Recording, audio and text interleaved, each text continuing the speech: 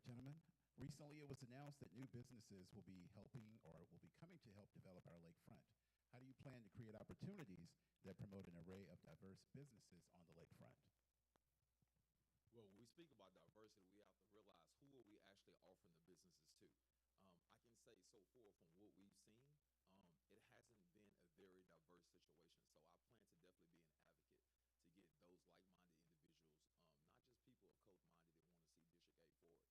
Like when we talk about Port Wonder and we talk about those things like that, why isn't there talk of a Thomas Fish Market down there? Why isn't there talk of a Full Deuce Cafe and Catering Company down there? Why isn't there talk of a daycare? We have several daycares in the District 8 area, but why don't they get some of that prime real estate? So when we talk about being able to develop that downtown lakefront area, I need to be able to see businesses who are actually inside of my district down there as well. Bringing business from South Lake Charles is great, but what about the districts that I get a chance to canvass and frequent every single day? Those are the things we have to be. If there's biscuits and jams that's right here on Simmons Street, why aren't those type of businesses down there? We talk about Mama Retta's and things like that. Why do they have to be in certain parts of the area where people have to travel to go? Why can't they be in those prime real estate areas? So my plan is to continue to be an advocate for businesses like myself to be able to get down there and be able to diversify the situation. We have to be able to use diversity to overcome adversity. Thank you. Mr. Jones? Again, we must realize that District A, or Upper Lake Charles, is in 4 districts. You have the TIF, Charpentay, Downtown, which is a district in North Lake Charles. All of those are what's in that realm. And then you have the waterfront that goes around there. We need to have restaurants in those locations. Find out franchises that can come to that area. The monies are there. We just have to go there and get them to come to that area. You look at Riverside Park all the way to the downtown. That's all one district. We have more tax money within our area than any other part of Lake Charles. The Charpentay, the Carpenter, the downtown is a district area, and also North Lake Charles. We just need to know to get our individuals educated, go to Seed Center so we can train them to know how to get the monies. All the federal monies that's coming, we can have that, and it can be there. We can see North Lake Charles, Upper Lake Charles, like it used to be when I was growing up. They had businesses on every corner. Actionable feed steps, not ideas. We need plans of action. Here's the catch. We keep hearing that we have this, we have that, we have this. What we do not have is the results in District 8. It is somehow ironic that we have all this funding that's available, but it seems like no one is able to have access to it. So my question is, why haven't we yet educated people on how to get those things? We talk about it, yeah, where is it? Is it some kind of hidden account that we don't have access to? We don't have a debit card to this account. We don't have a checkbook to this account. We cannot draw funds from this account. All we keep hearing about is like the money that we have. It's almost like our grandparents have money that is hidden in a safe somewhere under a mattress, under a bed. The money is available, but where do we access it? As your next city councilman, I have to provide actionable steps of how we get it done. Not just by talking about it, but actually being one of those business owners that be about it. All we have to do is go to City Hall. And a lot of individuals don't want to go there because they're a little intimidated by it. The 5th floor, Community Services has all the information. Miss Lori Minovich, which is over the downtown area, she has all the information. All we have to do is go there and speak with these individuals, and they'll tell you what to do and how to do it. A lot of times individuals are intimidated about where it is. The money is there. We just have to know, go through the paperwork. That's the key to get the money. All right, we got to move on to our final question. This comes from a District 8 resident. I like to say I'm not from Lake Charles, but I lived here about 7 years. For 4 out of the 7 years I've been in District 8. How can you help change the false narrative that District 8 is not a safe place to live? I will start with Mr. Harvey. It's simple. I get a chance to change that narrative every day. I get an opportunity to go to work and be a principal in District 8. Being a principal at Washington Marion Magnet High School, it's all about controlling the narrative, okay? We have to be able to write our own story. Those of you who may follow me on social media, or you may follow the school on social media, you know we consistently talk about moving the school forward, on and upward. Since being appointed a principal there in 2018, that's all I've been about. The reason why we have those wording is because each and everything we do every day is to move the school forward, on and upward. Those results have come along with that mantra. We have to continue to do the same thing in District A. Again, we can talk about it all day, but we have to be methodical about how we move the district forward. Again, it's many steps that can get it done. It's many steps. But at the same time, we have to brand District A better. You know how businesses are going to come to District A? We have to brand and make it attractive. You know how people are going to move to District A? We have to brand and make it attractive. I hate to say it, but in some way, shape, or form, we have to separate District A from the Lake Charles area. It's been separated already. I'm sorry, I'm gonna be transparent today and say it, but the things that we're crying about every single day is not going on in those other districts. So we have to be able to have someone who can come to the table as a collaborator, but unify the situation, but move the whole district forward. We have to change the way people perceive us. It's time to stop looking at the glass half empty and start looking at it half full. We have to change the perspective of the people who actually live in District A as well. Mr. Jones? It goes back to the housing, vacant lots, and also the broken window effect. If one window is broken, everything is broken. So you have an individual that really don't care what's taking place. We have to start training and letting them understand that this can be a better place. We have to teach them. I'm a graduate of the Cockrell Sheriff's Office. I had to do that because I was chief of fire prevention. So I had to arrest people and individuals. Most individuals, they have to understand where they are.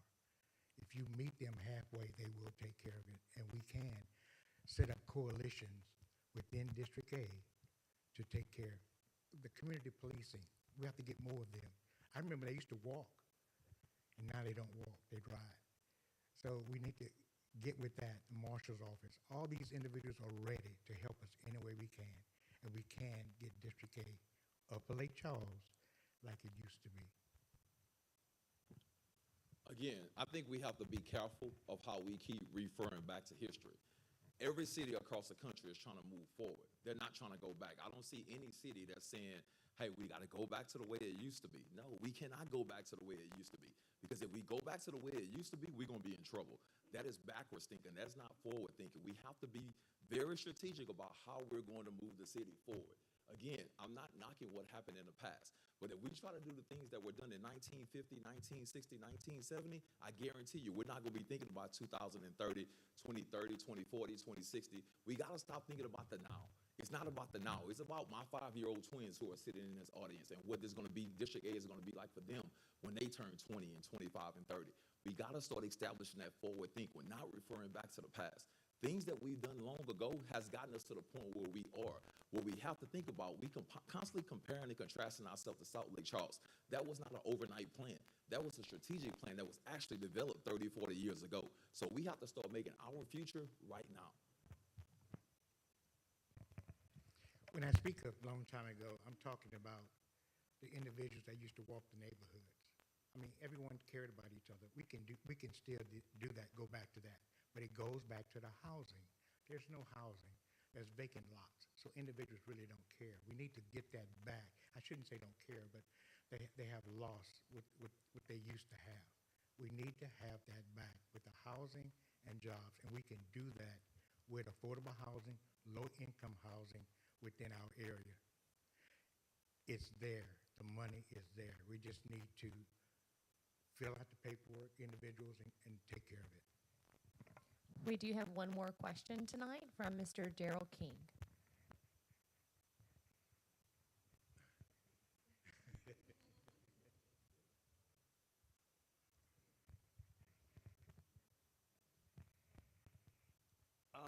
This question has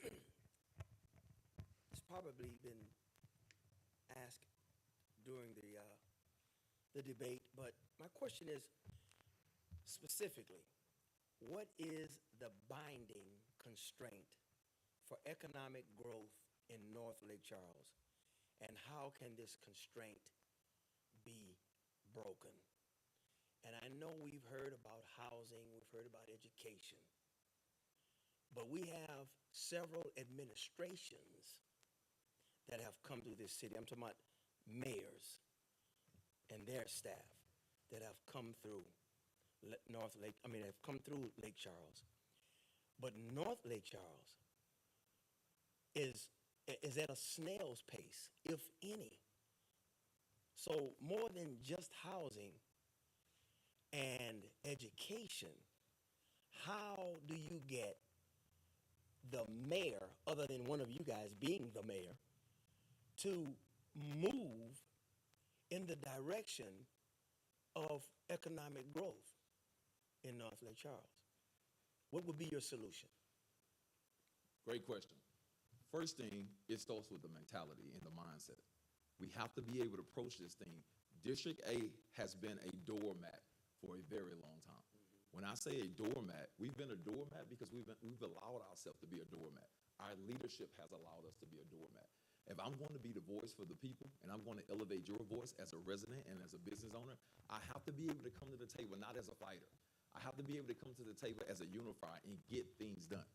Many times, and I'm not knocking any previous administration or any person who's represented District A, but a lot of times we come to the table and we say we want to fight. Nothing happens great in a fight but divide. Divide, and we extend the war. You have to be able to come to the table and say, hey, I want to collaborate with what's going on. Has anybody ever looked at the strategic plan for Lake Charles? All it has is bits and pieces of what North Lake Charles can be done. It has ideas, like the moderators have said. It doesn't have a plan. District A has never been a part of the plan for Lake Charles. It's been an idea. Well, we think we can develop Riverside Park. If you're going to develop Riverside Park with intentionality, then it's done already. Well, this is an idea what we can do for the Parkway. This is an idea what we can do for Enterprise. This is an idea what we can do for the business. You know, like I know, if I want to pay my water bill, I'm going to City Hall and pay my water bill, right? I'm not going to sit up here and think about, well, I got an idea that I need to pay my water bill today. We must be intentional about how we get things done. We can sit up here and hope and wish and plan. It's not going to happen. I stand before you today. I've never been an elected official before. I'm an educator. I'm a business owner. I'm a person that just tries to do better for his community in a selfless way. What we have to be able to understand is, have we ever elected a person that's a doer? Have we ever elected a person that can unify the room and come and talk in the room, no matter if you're black, white, Latino, Mexican, or whatever? Can we come to the table in a unity type form and say, let's get this thing done? But call our people out, call the mayor out on why District 8 is not part of the plan. That's your time, Mr. Harvey. Sorry. Mr. Jones. Repeat the question. Sorry. I want to make sure I got it right for you. Right, I understand. What is the binding constraint or constraints for economic growth in North Lake Charles, and how can these constraints be broken? First of all, when you look at A, look at B, look at C, they're all tied into one. So we need to come together with A, B, and C to make sure we can move the Upper Lake Charles area. Also, the mayor and the council is the issue. We need to get with these individuals to make sure that there's monies available. There's brownfield issues in North Lake Charles as wetlands that can bring money in. We need to take these items, clean them up, and then be able to retrofit it back to the community. Those ideas are there. I've seen the plans when I was chief of fire prevention. I've seen a lot of plans for District A. They are there. They're on the table. But the problem was it never was pushed. But they are there. That's why I say we have 4 districts within our area. No one knows about that. That's because it never was brought out. If you go to City Hall and ask them about this, they'll tell you about it. But they are there. You can get tax incentives. In other words, you still have to pay your sales tax, but there's other incentives along with that you from the federal side of it. There's monies for if you hire someone that you will get money back for that. The business along Enterprise Boulevard, Parkway, they are ready, to partnership with North Lake Charles for housing. All this adjudicated property, there's over 500 adjudicated properties in North Lake Charles just sitting there. We have Civic Source to take care of that, but Civic Source is a very slow pace. That's from the North Lake Charles development. But you have to put so much down and bid on the property. But there's a partnership that these individuals would like to do to get the property moving. And that's our issue. You spoke of the word binding. One of the problems that we've had in the past is that we're only concerned with A, B, and C. That is a problem. How can we say we're going to unify the situation where we're only trying to focus on people who look like us? That is something that nobody want to say. I'm sorry, I'm going to be transparent today. But when we say A, B, and C are full of black and brown people. Here's the problem. There's nothing wrong with fighting for black and brown people. I do it on a daily basis. But the problem is you're going to get resistance when you're only trying to fight for one type of person. And I'm not just talking about race. I'm talking about people who live in a high income bracket or low income bracket. District A has some of the highest people who earn some of the highest salaries in the city, along with people who earn some of the lowest salaries in the city. If we're going to bind it, we have to look at it from a whole point of picture. We can't just talk about one piece of the pie. I cannot get things done in District A if I cannot get the councilman for District F to vote with me. If I cannot get the district from District D to vote with me. You have to be able to unify the situation to make it inclusive. If not, it's going to continue to be on the island like it currently sits. When I speak of A, B, and C, that's because they are connected to each other, and that's the ones I was speaking of. But again, you speaking of me of being a fighter. Well, the thing is, I was a firefighter, and before we fought any fire, I did any plan review, any inspection, I had to look at the paperwork. Before we go into a building to fight that fire, there was a pre-plan available for me to look to see where to go and how to do it. I didn't just walk in there. There was a plan, and that's what I'm about. I've been with the city 35 years. I know how the city operates. I know everything about it, and I know who to talk to. Thank you, and thank you, Mr. King, for your question. This brings us to our final statements of the night. Remember, they are 1 minute, no rebuttals. We're going to start with Mr. Harvey. So again, I want to take the time to thank you for this platform, for one. Thank you for the opportunity to be able to express the things that we need to get done.